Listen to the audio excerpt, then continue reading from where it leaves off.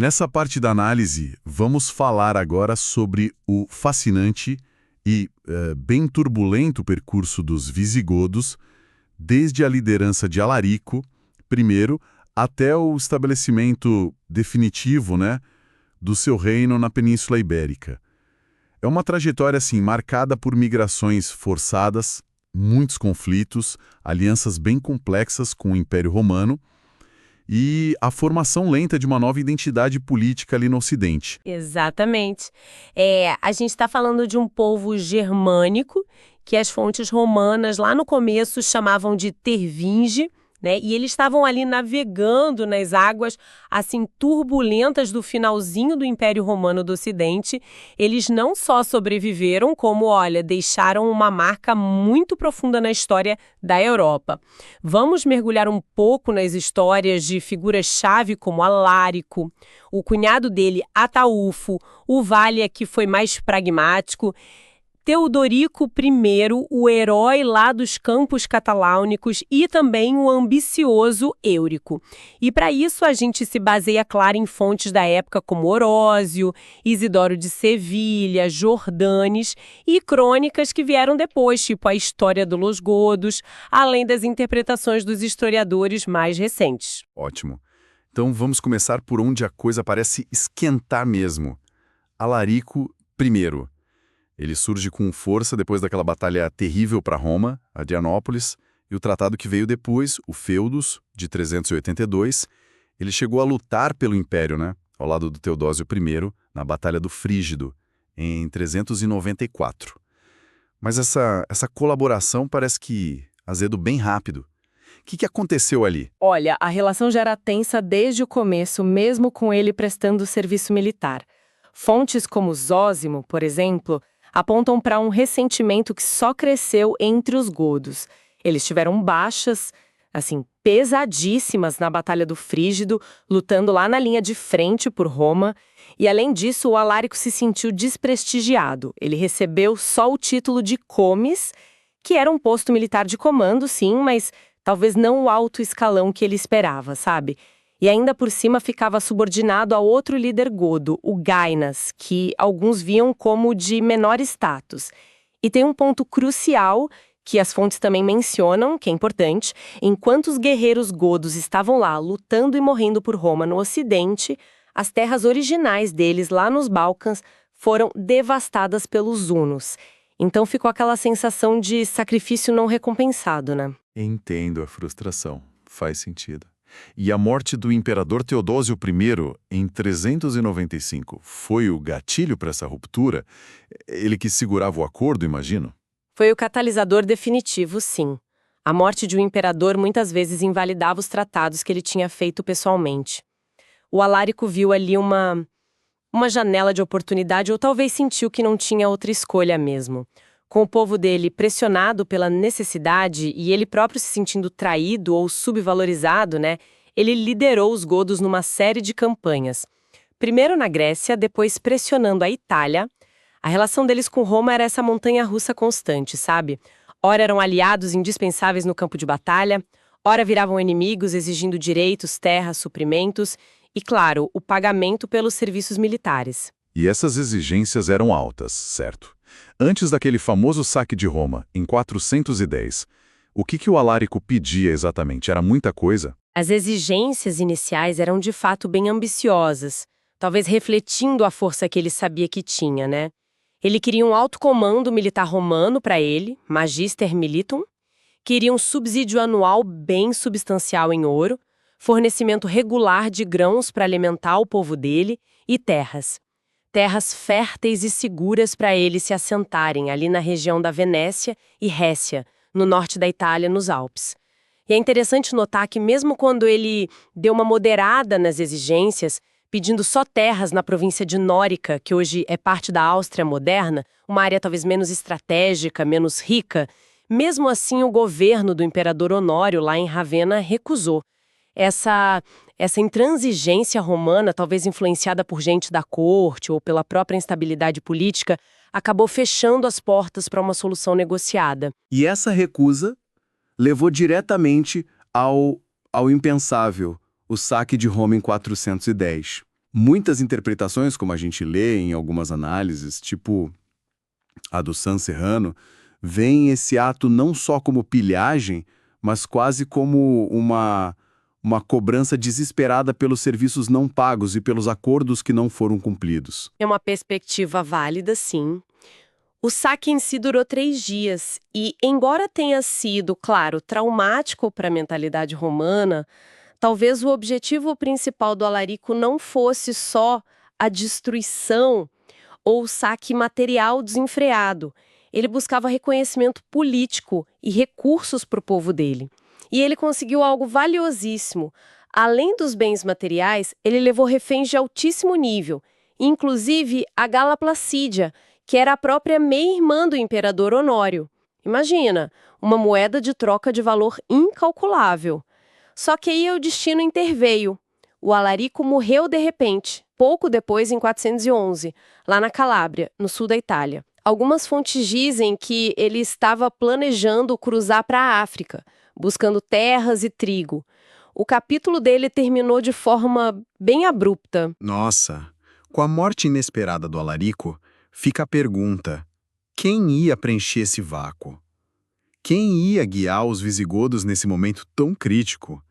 Eles estavam em território hostil, sem acordo, sem o líder mais proeminente deles.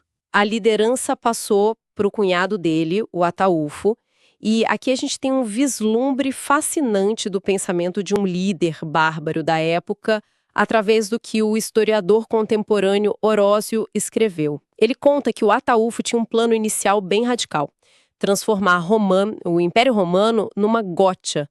Basicamente, apagar a identidade romana e substituir pela gótica. Uau! Uma ideia audaciosa mesmo. Quase uma inversão completa de poder. Exato.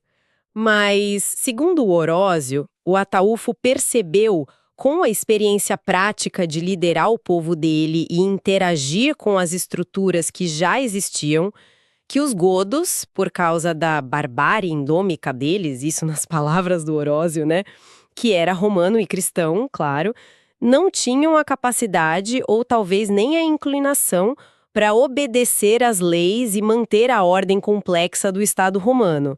Então, ele mudou radicalmente de ideia. Decidiu que um novo objetivo seria usar a força militar gótica não para destruir Roma, mas para restaurar e fortalecer o nome e o poder romano. Que reviravolta. De possível destruidor a restaurador. E essa nova mentalidade se conecta diretamente com o casamento dele com a refém imperial, a Gala Plácide, imagino. Não foi só um ato político, foi quase uma declaração de intenção romanizadora, né? Unindo o sangue godo ao imperial. Sem dúvida nenhuma. O casamento, que foi celebrado em Narbona em 414, com grande pompa, cerimônia romana e tudo, foi um ato político de enorme significado. Sinalizava uma tentativa de integração, de legitimação, de cooperação em novos termos. O Ataúfo levou o povo dele para o oeste, primeiro se estabelecendo na Gália e depois entrando na Espanha. Só que a liderança dele também foi interrompida de forma violenta. Ele foi assassinado em Barcelona em 415. A história de Los Godos diz que foi vítima de intrigas internas, talvez por um servo ligado a facções rivais ou a algum inimigo antigo. Mais instabilidade. E o que veio depois dessa morte? Um interregno bem breve e sangrento com um tal de Sigérico, que matou os filhos do Ataúfo e também foi rapidamente assassinado. Aí então o Valha emergiu como líder. E ele parece ter aprendido as lições dos antecessores, sabe? Adotou uma abordagem muito mais pragmática, focada na sobrevivência do povo dele. Pragmatismo em que sentido? O que o Valha fez de diferente? O Valha entendeu que a confrontação direta e constante com o Império não era sustentável a longo prazo. Mas ele também entendeu que a força militar visigoda era um ativo valioso que podia ser negociado. Ele fez as pazes com o imperador Honório, devolveu a Gala Placídia, um gesto de boa vontade importantíssimo, e a devolução de um ativo político crucial para o Honório. E, o mais importante, ele concordou em lutar em nome de Roma lá na Península Ibérica. Lutando contra outros povos bárbaros que tinham invadido a Espanha antes deles, então. Exatamente. A Espanha tinha sido invadida lá em 409 por uma confederação de vândalos, os asdingos e os cilingos, suevos e alanos. Eles estavam dividindo a península entre si, enfraquecendo ainda mais o controle romano que já estava fraco. O Vália e os guerreiros visigodos atuaram como uma espécie de força policial do império, sabe? Atacaram e derrotaram severamente os vândalos cilingos e os alanos. Essa campanha foi muito bem sucedida do ponto de vista romano. E como recompensa por esses serviços, em 418, o Honório concedeu ao Vália e aos visigodos o direito de se estabelecerem formalmente como foderati na província da Aquitânia Secunda e parte das províncias vizinhas, lá no sudoeste da Gália, com capital em Tolosa, a atual Toulouse. Ah, então aqui nasce oficialmente o reino visigodo de Tolosa. Finalmente eles tinham uma terra para chamar de sua. E com a bênção de Roma. Isso foi um marco fundamental. Eles agora eram federados, aliados de Roma, mas com um território próprio dentro das fronteiras do Império Ocidental. Esse assentamento deu aos visigodos uma base estável pela primeira vez em décadas. O Vália morreu logo depois, em 418 ou 419, mas deixou o povo dele numa posição bem mais segura. O sucessor do Vália, Teodorico I, consolidou esse reino em Tolosa. Mas essa relação de federados com Roma, imagino, continuou sendo uma via de mão dupla, com tensões e colaborações? Com certeza. Ser federati não significava submissão total, de jeito nenhum. Houve períodos de tensão e conflito aberto durante o longo reinado do Teodorico I, que foi de 418 a 451. Crônicas como a de Isidório de Sevilha e a História delos Godos registram que o Teodorico sitiou cidades romanas importantes como Arles e Narbona, tentando expandir a influência dele ou garantir seus interesses. Ele lutou contra generais romanos como Litorus, que, aliás, segundo Isídoro, teve um fim trágico depois de consultar adivinhos pagãos antes da batalha contra os godos. Mas o evento que realmente define o reinado do Teodorico I e a relação dele com Roma foi a participação decisiva na Batalha dos Campos Cataláunicos em 451. A lendária batalha contra Átila Huno. Um momento crítico para a Europa Ocidental, sem dúvida. Qual foi o papel exato dos visigodos ali? Foi absolutamente crucial. O Átila e o exército dele, que era uma confederação de hunos, ostrogodos, gépidas e outros povos, representavam uma ameaça, assim, existencial para a Gália romana. Diante desse perigo comum, os atritos antigos foram deixados de lado. Os visigodos do Teodorico I se aliaram aos romanos, comandados pelo brilhante general Écio.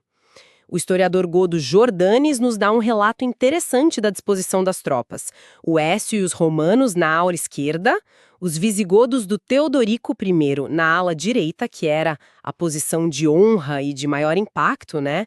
E os alanos, que talvez o Écio considerasse menos confiáveis, ficaram no centro.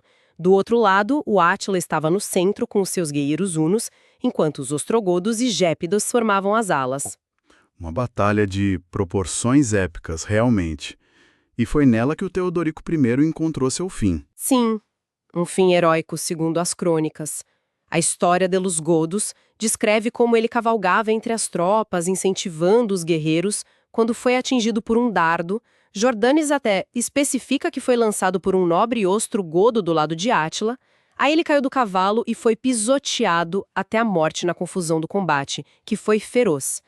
A morte dele podia ter desmoralizado os visigodos, mas parece que teve o efeito contrário, sabe? Enfureceu eles ainda mais. A batalha foi extremamente sangrenta e, embora o Átila tenha sido forçado a recuar no dia seguinte, a vitória da coalizão romano-visigoda teve um custo altíssimo, especialmente para os visigodos que perderam seu rei.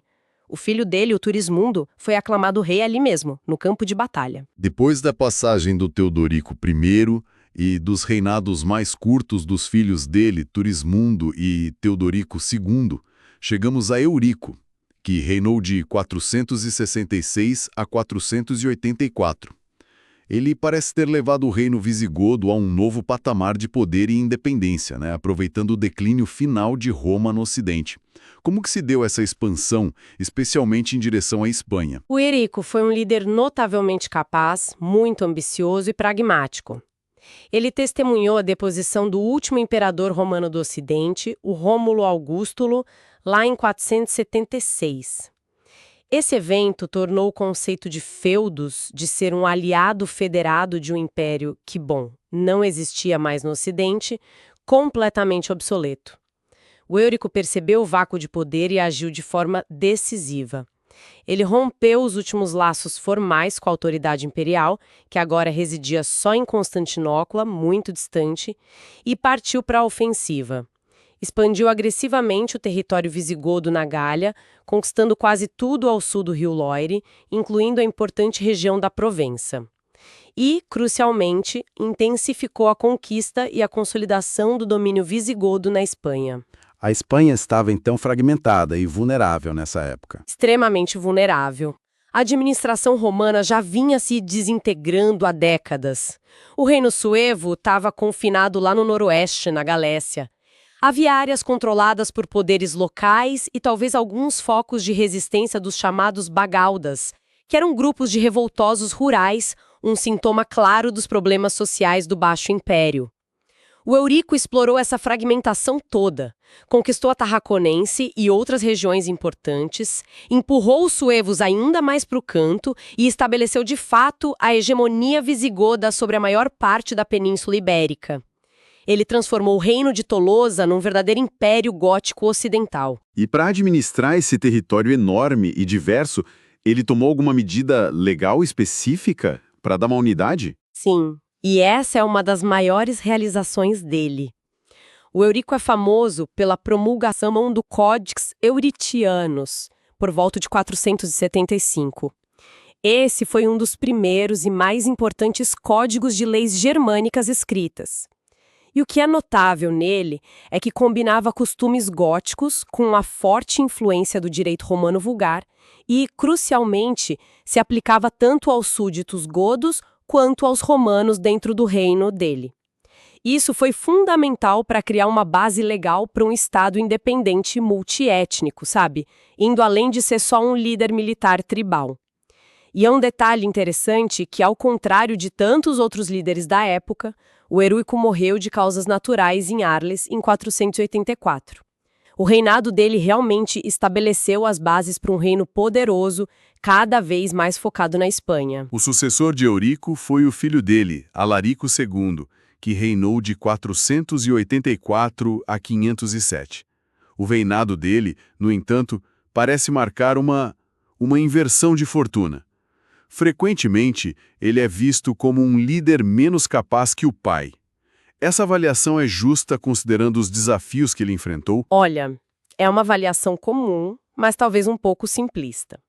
O Alarico II herdou um reino vasto, sim, mas ele também herdou um vizinho cada vez mais poderoso e ambicioso ao norte, os francos liderados pelo rei Clovis. A tensão era inevitável. Havia rivalidade territorial, óbvia, na Gália, claro, mas o fator decisivo foi a religião. O Clovis e os francos tinham se convertido ao catolicismo niceno, que era a fé da vasta maioria da população galo-romana e hispano-romana. Já os visigodos, especialmente a elite governante, eram arianos, uma corrente do cristianismo que os nicenos consideravam herética. Isso deu ao Clovis um casus belli poderoso, sabe? Um pretexto religioso para atacar os visigodos, se pintando como um libertador dos católicos que estariam oprimidos pelo governo ariano. A religião sendo usada como uma ferramenta política muito eficaz. Imagino que isso tenha levado a um confronto direto, então. Sim, a um confronto decisivo.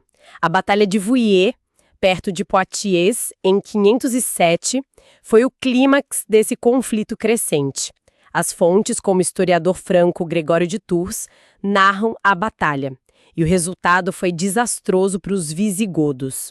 O Alarico II foi derrotado e morto em combate, supostamente pelo próprio Clovis.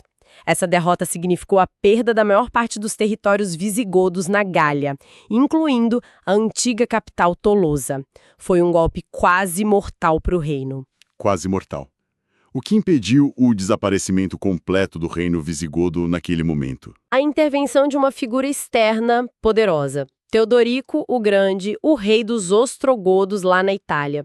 Ele era sogro do Alarico II e uma figura dominante na política do Ocidente naquela época. O Teodorico interveio militarmente não só para proteger os interesses visigodos, mas também os seus próprios, claro, para conter a expansão franca. Ele derrotou os francos e os aliados deles, os burgúndios, e conseguiu preservar para os visigodos uma faixa de território na costa sul da Gália, que ficou conhecida como Septímia ou Gália Gótica, com centro em Narbona. No entanto, a Aquitânia, o coração original do reino de Tolosa, estava perdida para sempre para os francos. Então, é neste ponto que a Espanha se torna, quase que por necessidade, o centro definitivo do poder visigodo. A perda da Gália forçou essa mudança de foco. Precisamente. Depois de Vullier, o centro de gravidade político, militar e administrativo do reino visigodo se transferiu de forma irreversível para a Península Ibérica. Embora Narbona, lá na Septimânia, tenha servido como capital por um tempo, eventualmente Toledo, que é mais central na península, emergiu como a capital principal e definitiva. Esse momento marca claramente o fim do período do reino de Tolosa e o início consolidado do reino visigodo da Espanha. É impressionante recapitular essa jornada toda. Começa com Alarico desafiando Roma, buscando um lugar para o povo dele. Passa pelo estabelecimento tenso na Gália, com Vália, as alianças e guerras complexas sob Teodorico I, a expansão imperial de Eurico, que quase dominou o Ocidente, e culmina nesse recuo forçado para a Espanha sob Alarico II, depois o confronto com os francos. Uma transformação radical em pouco mais de 100 anos. Sem dúvida. Mostra uma capacidade notável de adaptação e resiliência por parte dos visigodos.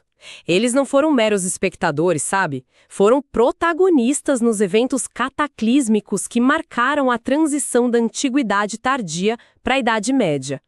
A perda da Gália foi um revés imenso, mas ao se concentrarem na Espanha, eles abriram um novo capítulo que duraria mais 2 séculos, com sua própria dinâmica, seus próprios desafios e suas próprias realizações culturais e políticas. E é justamente nesse novo capítulo, o do reino visigodo já estabelecido e centrado na Espanha, que vamos mergulhar na sequência da nossa análise. Vamos explorar as estruturas internas, os conflitos, a cultura e o legado final deles. Fica a reflexão.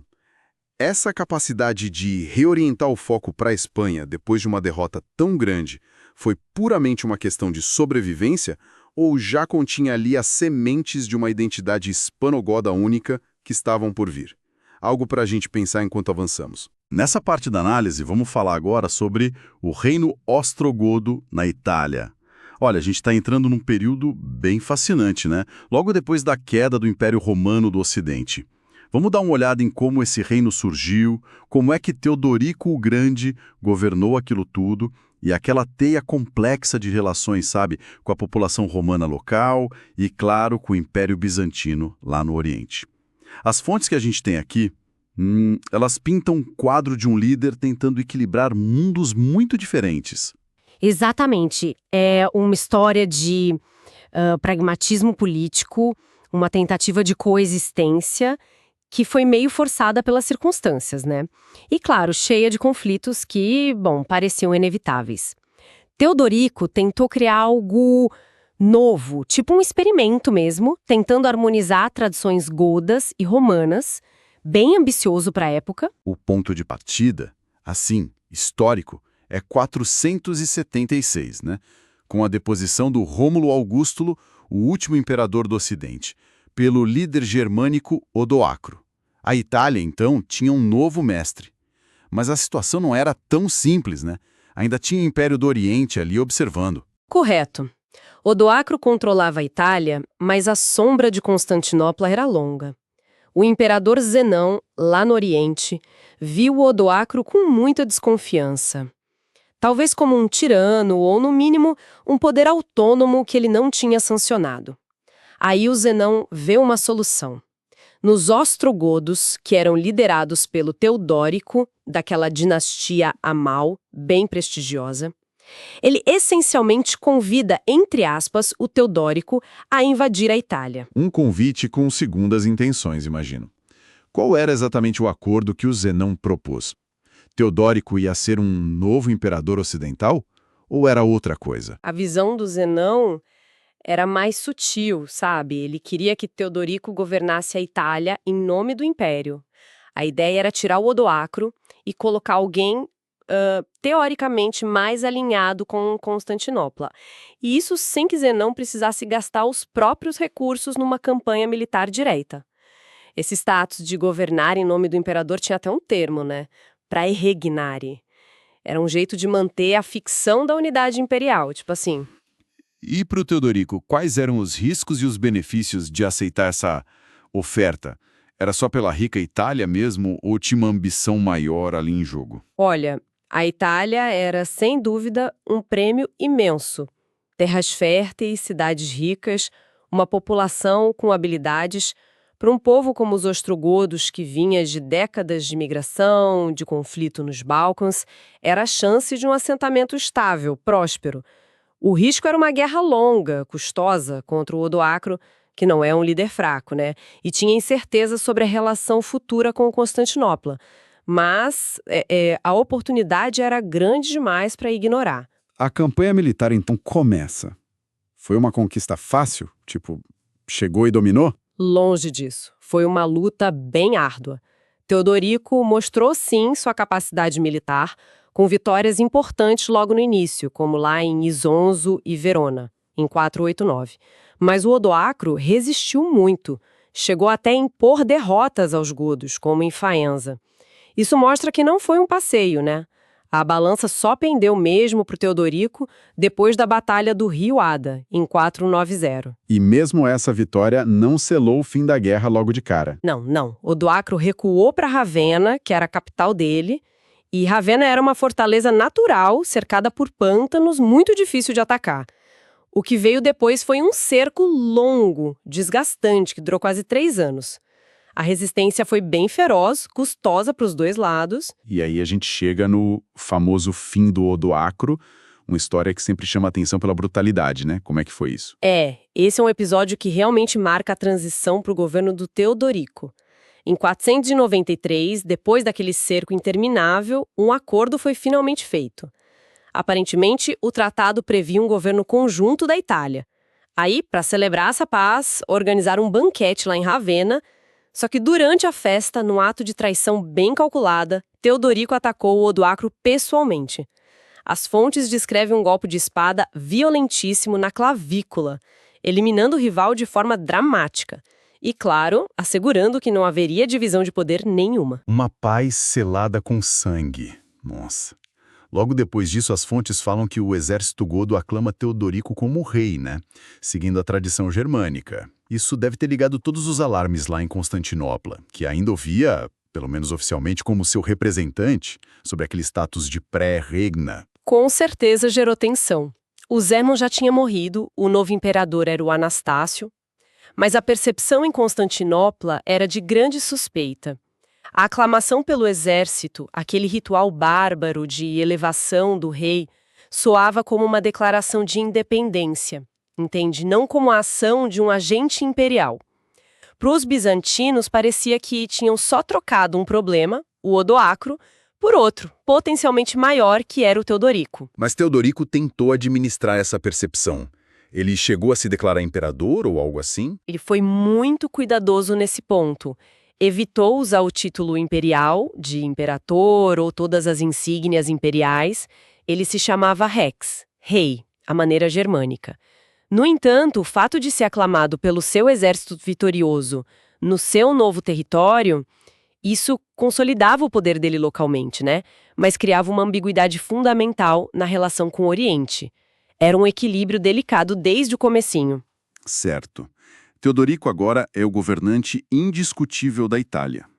Mas ele herda um reino bem complexo, uma minoria de guerreiros godos e uma vasta maioria de população romana com séculos de tradição administrativa cultural. Como é que ele organizou o governo para lidar com essa dualidade toda? Ele implementou o que os historiadores chamam de sistema dualista. Foi uma abordagem extremamente pragmática, talvez a única viável naquelas circunstâncias. Essencialmente, godos e romanos viviam sob suas próprias leis, seus próprios costumes, mas coexistindo no mesmo território. A separação era mais funcional.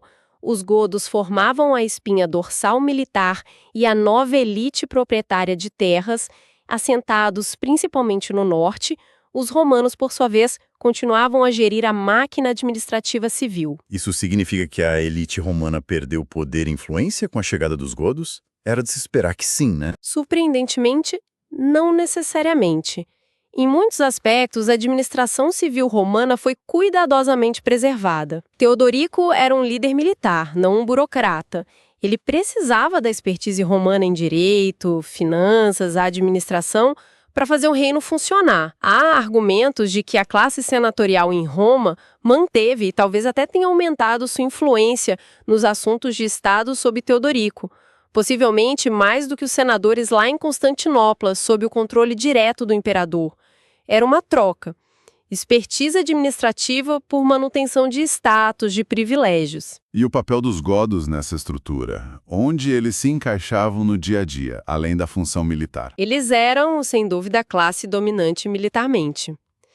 E os principais beneficiários da conquista em termos de terras, muitas vezes terras públicas ou aquelas confiscadas dos antigos apoiadores do Odoacro, isso dava base econômica e status para eles. Eles mantinham um forte orgulho militar e, segundo as fontes, tendiam a viver em assentamentos ou guarnições específicas, sabe? Preservando sua identidade cultural e legal ariana, que era distinta da maioria católica romana. Teodorico era o elo que unia esses dois mundos, tipo o árbitro final. Vamos voltar um pouco para a relação com o Bizâncio. A gente mencionou a tensão inicial depois da morte do Odoacro e da aclamação do Teodorico. Ele buscou ativamente o reconhecimento formal do imperador Anastácio. Qual a importância disso para ele? Era absolutamente fundamental. O reconhecimento por Constantinopla era crucial por duas razões bem ligadas. Primeiro, legitimava o governo dele aos olhos da vasta população romana da Itália, que ainda se via como parte do mundo romano e olhava para o imperador do Oriente. Segundo, diminuía o risco de uma intervenção militar bizantina para, vamos dizer, restaurar o controle imperial direto. Por isso, Teodorico fez questão de expressar publicamente grande respeito pelo império. Temos exemplos concretos dessa diplomacia cuidadosa? Alguma carta, algum registro? Sim, um dos mais citados é uma carta que o Teodorico enviou para o Anastácio lá por volta de 508. A linguagem é notavelmente diferente.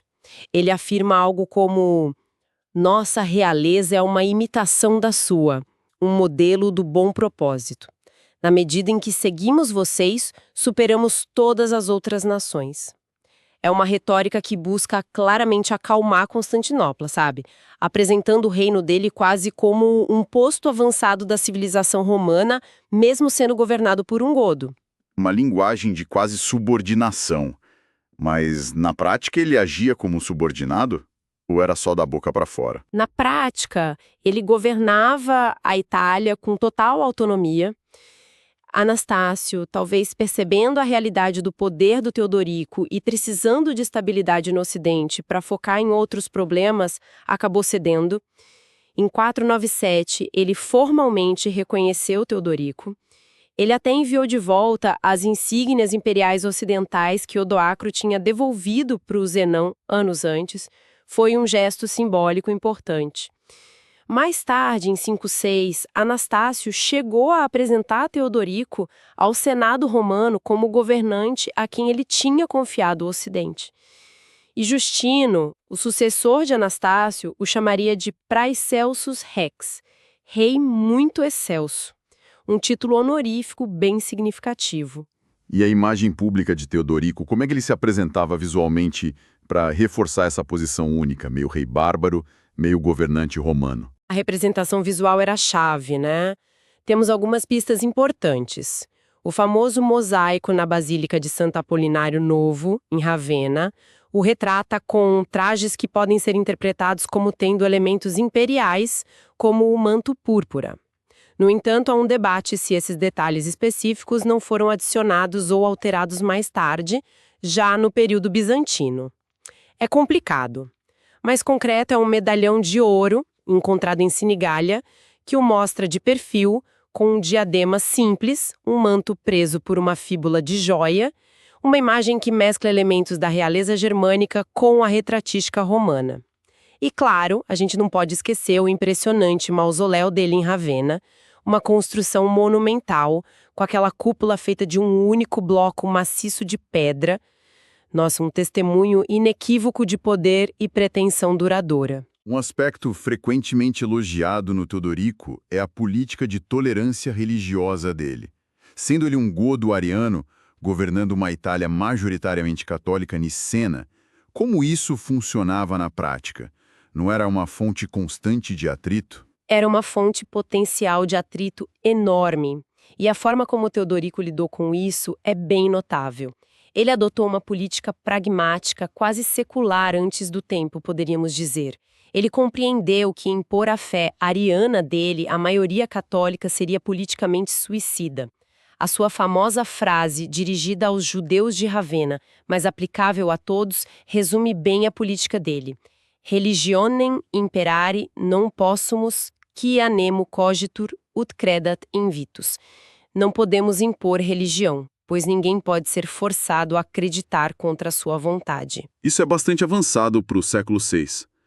Era comum em outros reinos germânicos dessa época? Definitivamente não era norma. O contraste mais óbvio é com o reino vândalo lá na África, onde reis como Unélico e Trasemundo perseguiram ativamente a população católica, confiscando bens, exilando bispos. Foi bem diferente. A política de Teodorico era de tolerância em troca de lealdade política. Ele via a religião como parte da esfera política, que precisava ser gerenciada para manter a paz interna. Enquanto os grupos religiosos católicos, arianos, judeus não causassem desordem e fossem leais ao governo dele, ele geralmente não interferia nas crenças ou práticas internas. Ele chegou a intervir em disputas pela eleição papal, sim, mas o objetivo parece ter sido mais manter a ordem pública em Roma do que impor alguma doutrina. E além das fronteiras da Itália, Teodorico se contentou em ser só o rei da Itália? Ou ele tinha ambições maiores na Europa Ocidental? Queria expandir a influência? Ele definitivamente buscava projetar seu poder e influência para muito além da Itália. Ele se tornou a figura dominante no Ocidente por um tempo. A principal ferramenta para isso foi uma teia bem complexa de alianças matrimoniais.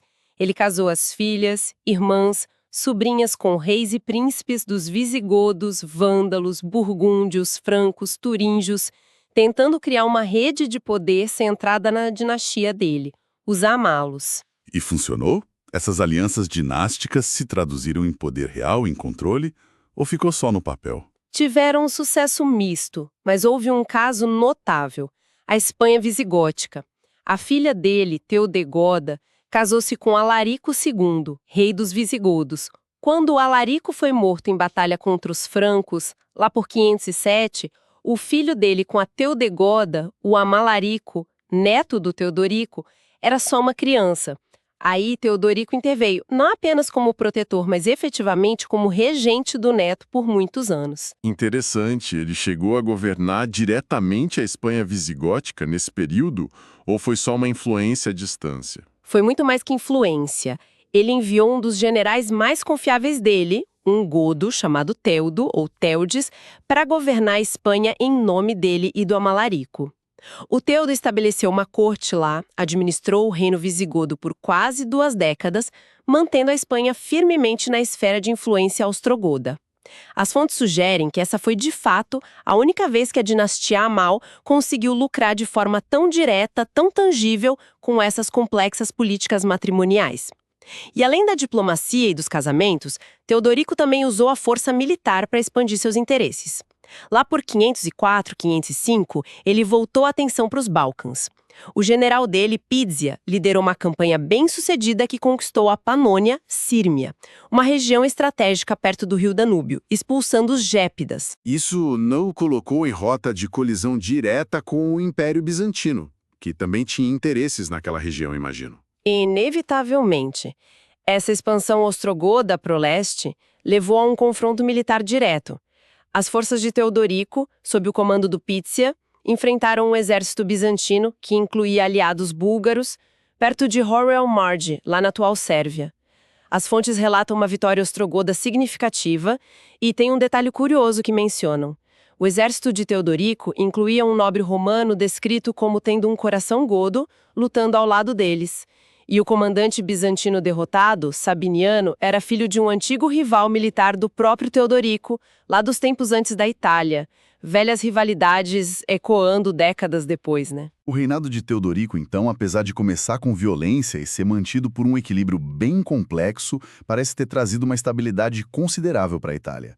Muitas vezes chamada de Pax Teodoriciana, não é? Mas essa era de ouro ostrogoda não durou para sempre. Não, infelizmente para o reino que ele construiu, não.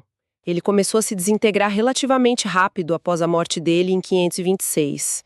As fontes que a gente analisou apontam para múltiplos fatores, tensões internas entre facções da nobreza goda, que o Teodorico talvez conseguisse suprimir com a autoridade dele, vieram à tona, disputas pela sucessão envolvendo a filha dele, a Malassunta e depois outros pretendentes. Isso enfraqueceu fatalmente a coesão do reino.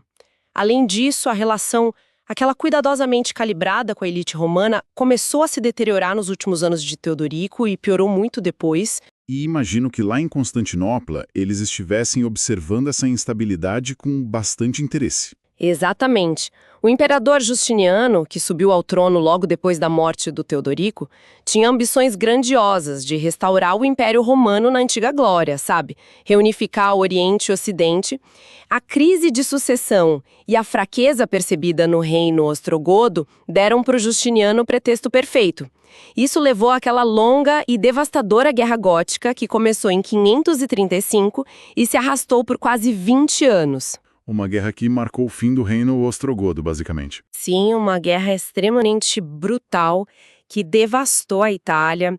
O famoso general bizantino Belisário liderou a invasão inicial, capturou Roma em 536, mas os godos, mesmo enfraquecidos, ofereceram uma resistência notavelmente longa e feroz, sob reis como Vítiges e, especialmente, Tótila.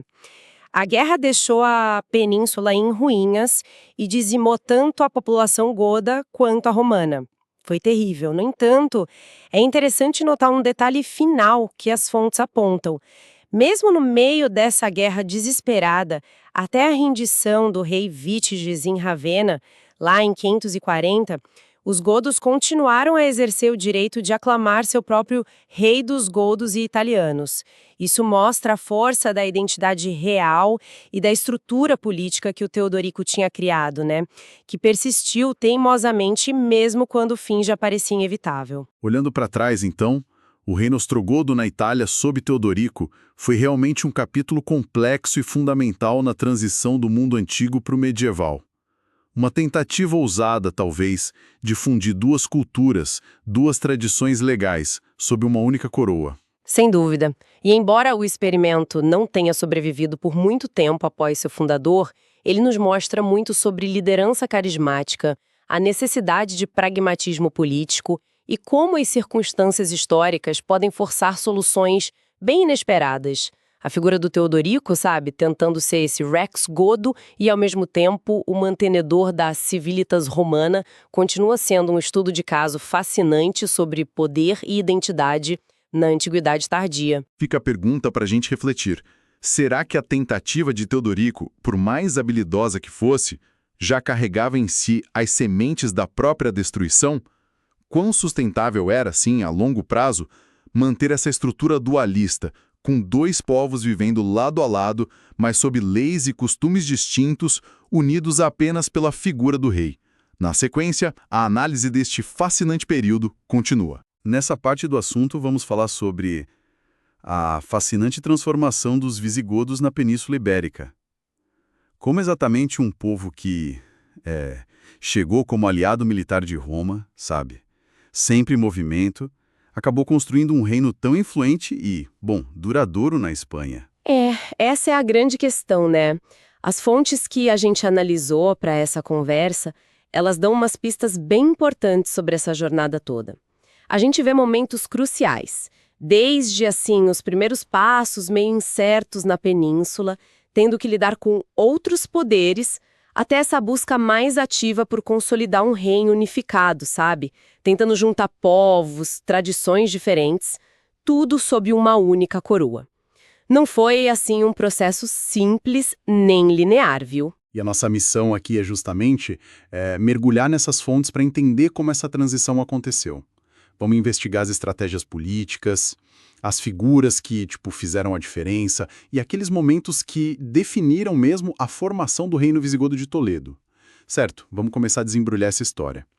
Depois de uns reveses bem significativos na Gália, né, como aquela derrota na Batalha de Vouillé, em 507, onde eles perderam o rei Alárico II, os visigodos parecem ter, concentrado suas energias na Espanha. Como é que se deu essa afirmação inicial no território ibérico? Foi uma coisa chegaram e conquistaram direto? Olha, na verdade a presença visigoda na Espanha é até anterior a Vouillé. Mas essa derrota, sem dúvida, deu uma acelerada nesse processo de assentamento de foco na península. As crônicas hispânicas, por exemplo, elas já mencionam o rei Eurico, isso ainda no século V, expandindo ativamente o domínio visigodo. Então já antes de... Sim. Ele conquistou a província tarraconense, lá no Nordeste, com o apoio de figuras militares importantes.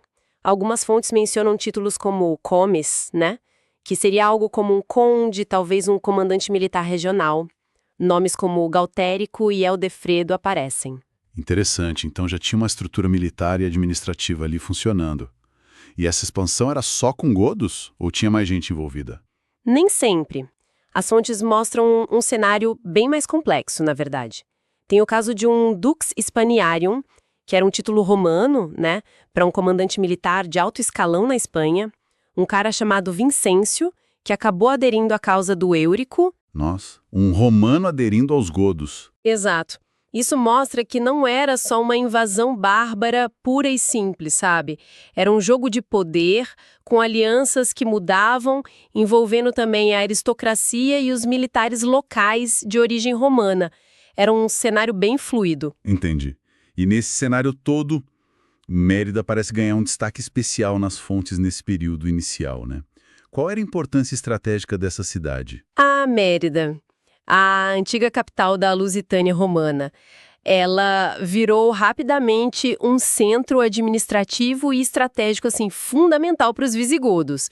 E a gente tem evidências bem concretas disso, sabe? Tipo o quê? Já em 483, um dux godo, outro termo para um líder militar importante chamado Sala, ele promoveu umas obras bem significativas lá. Fez reparos nas muralhas imponentes da cidade e naquela famosa ponte sobre o rio Guadiana. Isso não é pouca coisa, né? Indica um investimento pesado, deliberado na infraestrutura para controlar a região e para, afirmar a presença visigoda ali. Faz sentido. Mas você disse que o cenário era complexo. Sim, e é fundamental ter isso em mente. A Espanha estava longe de ser um território unificado sob controle visigodo nessa época. Lá no noroeste, na Galécia, o reino suevo estava bem estabelecido. Era um poder independente. Os suevos. Exato. E além deles, existiam vários focos de poder local autônomo, muitas vezes controlados por aristocratas hispano-romanos que governavam seus territórios com bastante independência. E, para complicar mais, a partir de meados do século VI, a gente ainda vai ter a presença do Império Bizantino, que controlava uma faixa importante no sul e sudeste da península. Nossa, quanta gente disputando espaço. Pois é, então a derrota em Vouillé acelerou a concentração visigoda na Espanha, mas o controle efetivo de todo o território era ainda um projeto, ambicioso e de longo prazo. Entendi. E falando nesse projeto de longo prazo, aí emerge uma figura que parece absolutamente central nesse processo todo de construção do reino. Leovigildo, que reinou na segunda metade do século VI. Pelas fontes, ele parece ter tido uma visão muito clara, muito determinada, né? Sem dúvida alguma, Leovigildo marca um ponto de virada fundamental. Ele não se conformou com essa fragmentação toda da península e agiu de forma, assim, muito decisiva. As fontes, como a crônica de João de Biclaro, que é da época dele, descrevem as campanhas militares sistemáticas que ele fez. Ah, ele foi para cima mesmo. Foi. Ele não só combateu os bizantinos, mas também focou em subjugar esses poderes locais autônomos e os rivais internos. Tem relatos das vitórias dele em Sabária, que talvez seja ali na região de Zômora, e também nos Montes Aregenses, possivelmente entre a Galiza e o norte de Portugal, onde ele derrotou um líder local chamado Aspídio. E a situação com os suevos? Como ficou sobre o Leovigildo? Ele também foi atrás deles? Sim, e de forma muito eficaz. Em 576, Leovigildo lançou uma campanha grande contra o reino suevo. O rei suevo da época, um tal de Miron, parece que percebeu a desvantagem e acabou pedindo paz. Pediu paz. É. As fontes sugerem que o Miron teve que aceitar uma posição de subordinação, quase como um rei cliente dos visigodos, sabe?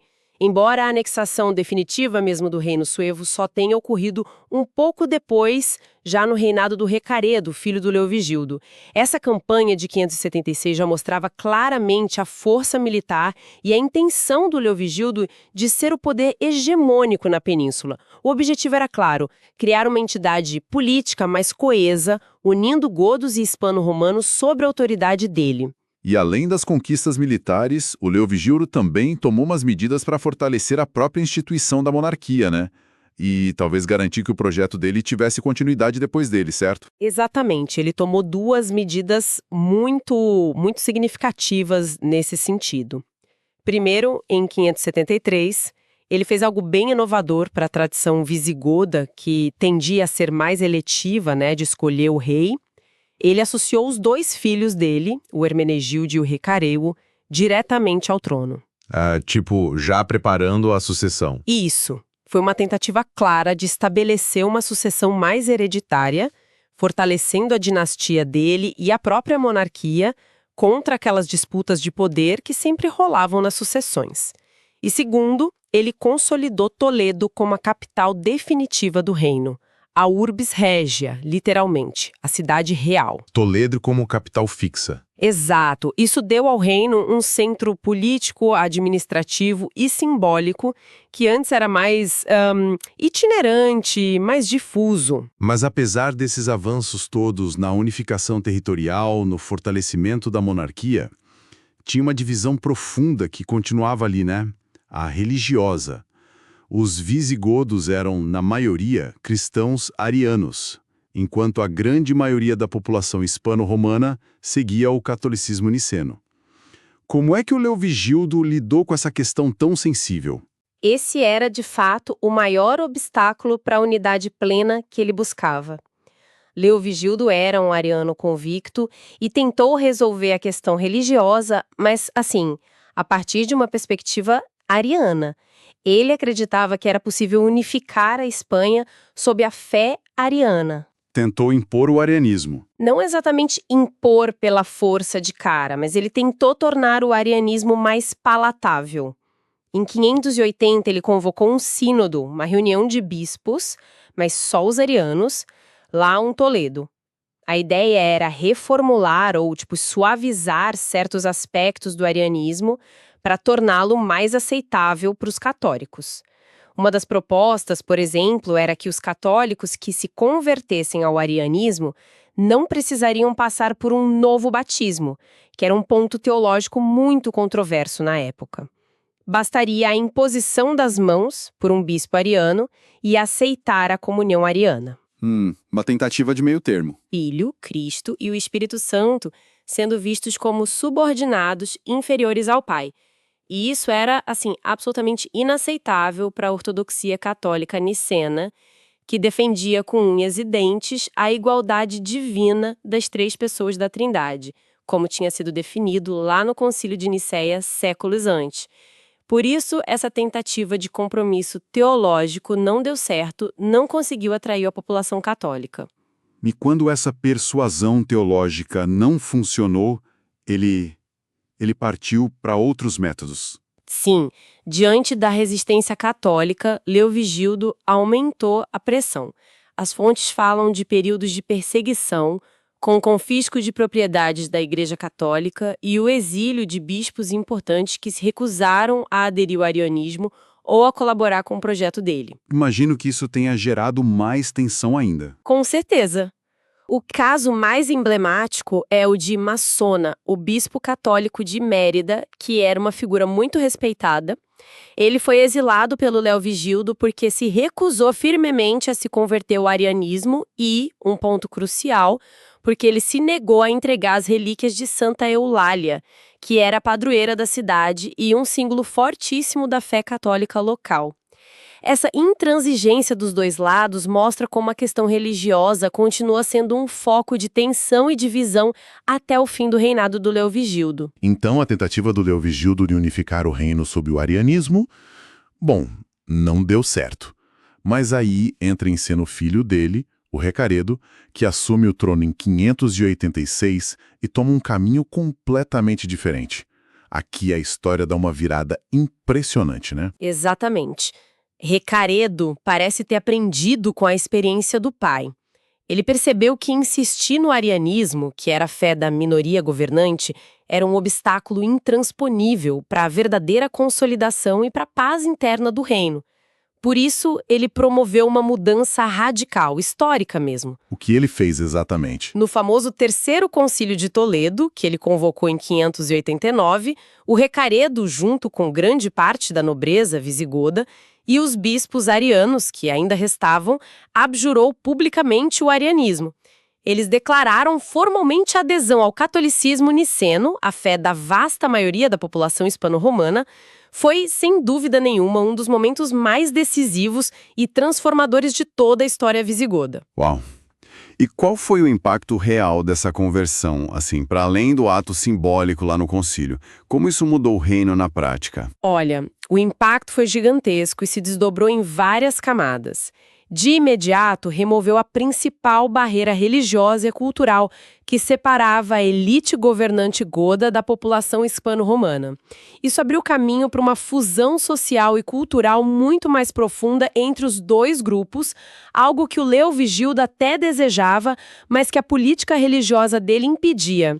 A identidade coletiva do reino se fortaleceu imensamente.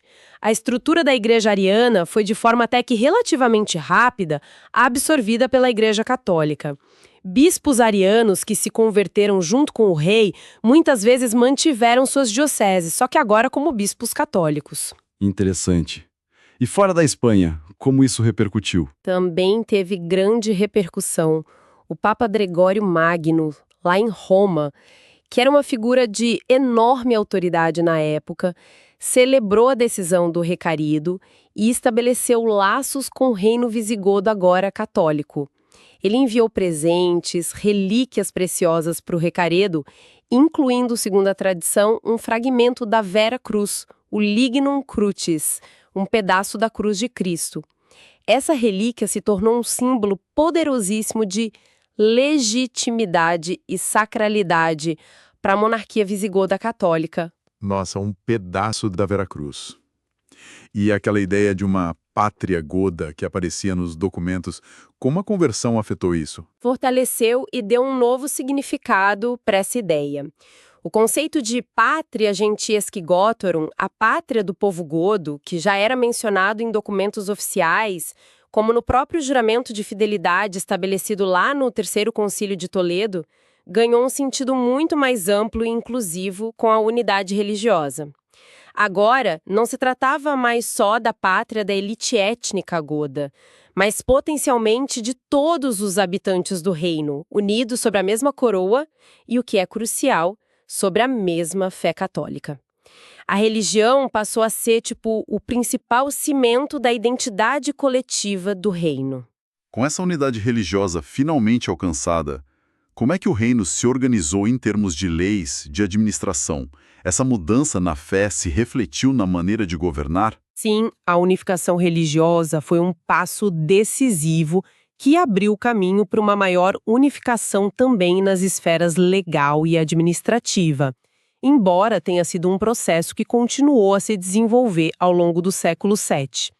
Um marco importante nesse sentido foi a legislação posterior, que culminou naquele famoso Liber Iudiciorum, também conhecido como Código Visigótico, que foi promulgado mais tarde, provavelmente pelo Recesvinto. Ah, o famoso código! Exato. Esse código buscava estabelecer um corpo de leis único, aplicável a todos os habitantes do reino, fossem eles de origem goda ou hispano-romana, superando aquela antiga dualidade jurídica que existia. Uma lei para todos. Basicamente isso. E na administração do dia a dia, a gente vê a continuidade e a adaptação de estruturas mistas, herdadas do período romano, mas agora integradas ao sistema visigodo. Por exemplo, a figura do defensor civitatis, algo como o defensor da cidade, um cargo de origem romana, tardia, que tinha a função de proteger os interesses dos cidadãos, especialmente os mais pobres. Contra abusos continuou a existir em algumas cidades. Interessante essa continuidade. E o curioso é que, às vezes, essa função era exercida por bispos, o que reflete a crescente influência da igreja na vida urbana, e outras vezes por nobres locais. Mostra essa mistura, né? O sistema fiscal também tinha suas particularidades. A coroa tinha muitas terras próprias, o chamado patrimonium, e a renda disso ia direto para o tesouro real, o fiscus. Além disso, havia impostos sobre outras terras e atividades, mas os mecanismos exatos de como isso funcionava ainda são meio debatidos pelos historiadores. O que fica claro é a tentativa de criar uma estrutura fiscal para sustentar a monarquia e o Estado. E o papel da igreja? Imagino que, depois da conversão do Recaredo, essa aliança entre o trono e o altar ficou ainda mais forte, né? Com certeza. A conversão selou uma aliança profunda entre a monarquia visigoda e a Igreja Católica, que se tornou um pilar fundamental do reino. Os concílios de Toledo, que continuaram a ser convocados pelos reis, se transformaram em assembleias muito importantes. Mais que só reuniões religiosas. Muito mais. Eles reuniam não só bispos, mas também membros da alta nobreza e, sob a presidência do rei, legislavam sobre uma gama enorme de assuntos, tanto eclesiásticos quanto seculares, desde dogmas religiosos até leis civis e questões políticas. A Igreja Católica ganhou um poder e uma influência enorme na sociedade e na política visigoda. Os bispos, especialmente o arcebispo de Toledo, que se firmava como primaz de toda a Espanha, viraram figuras centrais na corte, conselheiros dos reis, peças-chave na administração. Reis como Gundemaro, lá no início do século VII, por exemplo, trabalharam ativamente para consolidar a posição de Toledo como a sede metropolitana principal, inclusive em detrimento de Cartagena. Cartagena? Por quê? Porque Cartagena, que historicamente era a metrópole da província cartaginense, na época era a capital da província bizantina rival. Então, fortalecer Toledo era também uma forma de usar o poder eclesiástico para reforçar a unidade e autoridade do reino centrado em Toledo contra os bizantinos. Essa imagem de unidade religiosa, legal, administrativa, parece bem sólida. Mas a história raramente é tão linear assim, né? Mesmo com todos esses avanços, o reino visigodo ainda enfrentava instabilidades, desafios internos, correto? Não foram só águas tranquilas depois do Recaredo. Com certeza não. A história visigoda continuou turbulenta, viu? Marcada por revoltas, conspirações palacianas, tensões sociais e políticas. Mesmo depois da conversão e da consolidação legal, o reino continua enfrentando desafios bem significativos à sua estabilidade. Tem exemplos disso? Tem. O reinado de Wamba, já no final do século VII, é um exemplo muito ilustrativo disso. Foi um período marcado por uma revolta enorme na Septimânia, que era a província visigoda que ficava ao norte dos Pirineus, na atual França. Essa revolta foi liderada por um nobre chamado Paulo e teve apoio de outros nobres, tanto godos quanto galo-romanos da região. Foi uma ameaça séria que exigiu uma campanha militar complexa liderada pessoalmente pelo rei Wamba para ser sufocada. E o próprio Amba, apesar de ter vencido essa revolta, parece que teve um final de reinado complicado também, não é? Sim, bastante complicado. Além da revolta, o Amba tentou fortalecer a capacidade militar do reino com uma lei que tornava o serviço militar obrigatório para todo mundo, incluindo nobres e até clérigos, sob pena de sanções muito severas para quem não respondesse à convocação. Isso deve ter gerado problema. Gerou um ressentimento enorme e atrito com setores muito poderosos da sociedade, especialmente a aristocracia e a própria igreja, que viam seus privilégios ameaçados. No final das contas, o Amba não completou o reinado dele. Ele foi deposto em 680 através de uma conspiração palaciana com contornos quase novelísticos. Como assim, novelescos? As fontes da época sugerem que ele foi drogado, teve o cabelo cortado, a tonsura, que, segundo as leis canônicas da época, o tornava inapto para reinar e foi forçado a abdicar e entrar para o mosteiro. Há fortes indícios da participação do sucessor dele, o Hervígio, e talvez até do influente arcebispo Julián de Toledo nessa trama toda. Isso mostra a fragilidade política que podia existir mesmo em reinados aparentemente fortes e a luta constante pelo poder na corte visigoda. Nossa, que história! Isso mostra uma instabilidade política que persistia. E outro ponto que parece indicar tensões e mudanças ao longo do tempo é a questão judaica. As fontes sugerem que a política visigoda em relação aos judeus não foi sempre a mesma. Como isso evoluiu? Esse é outro aspecto muito revelador das complexidades e das tensões internas do reino visigodo, e também de como as políticas podiam mudar drasticamente.